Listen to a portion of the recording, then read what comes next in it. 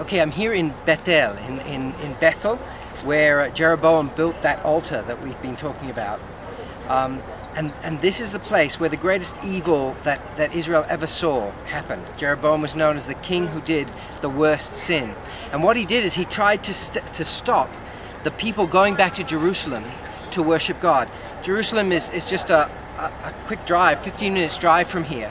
And it was the actual act of separating the 10 tribes that had come to him from the Jews themselves, so that they wouldn't go back and worship the one true God in Jerusalem out of fear. So again, we see fear coming in to a man of God. He was Solomon's favorite worker until he had to leave the country.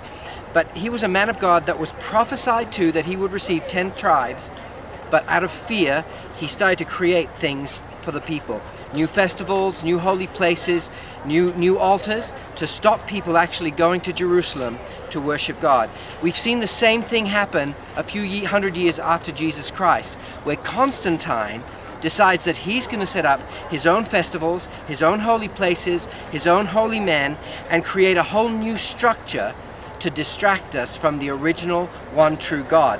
That was Constantine's purpose, to keep the people for himself, and to do that he had to separate Christians from Jews. That was the only way that he knew that he could be the head of the church and keep all of the factions together, if he could cut us off from our Jewish roots. That was the beginning of anti-Semitism in the church. So right here at Bethel, we're at the place where anti-Semitism began, where Jeroboam, the king of Samaria, and the 10 tribes decided to separate himself from the Jewish traditions in Jerusalem. That's the seed of anti-Semitism. Constantine, several thousand years later, just enlarged that seed, and you are now living in a Constantinian model that mostly is anti-Semitic. So we need to understand that this is one of the places where an altar was made to distract us from the central truths that God put into his people.